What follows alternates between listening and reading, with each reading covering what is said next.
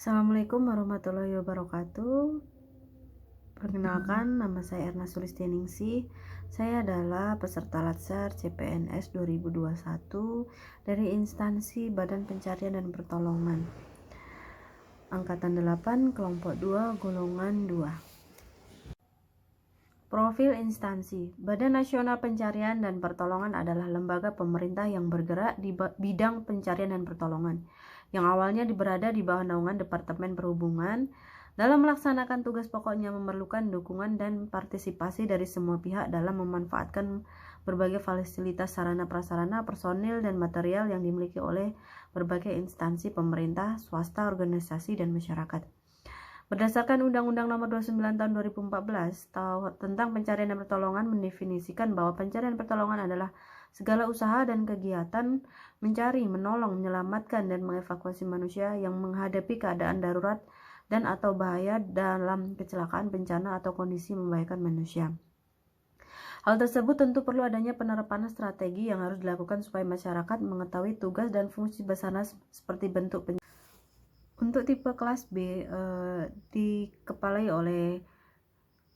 Kepala Kantor Pencarian dan Pertolongan, membawahi oleh Kepala Urusan Umum, Kasubsi Sumber Daya, dan Kasubsi Operasi,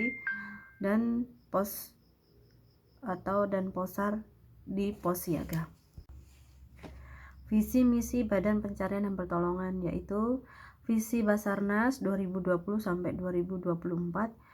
pencarian dan pertolongan yang terintegrasi, andal, dan efektif sesuai standar internasional. Misi Basarnas 2020 sampai 2024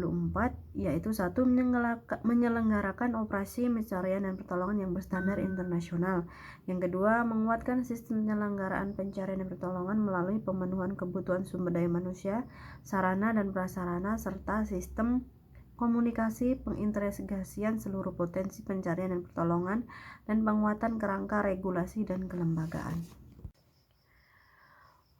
Untuk rincian atau nomenklatur sesuai dengan jabatan saya yaitu analis kepegawaian, yaitu 1. Menyiapkan naskah pengumuman penerimaan pegawai, memeriksa kelengkapan berkas lamaran, mengawasi pelaksanaan ujian, menerima dan memeriksa kelengkapan berkas, menyiapkan usul permintaan NIP, menyiapkan surat perintah melaksanakan tugas, menyiapkan surat pemberitahuan mengikuti pelatihan prajabatan, menyiapkan surat pemberitahuan usul tentang usul bahan tidak lengkap atau tidak memenuhi syarat,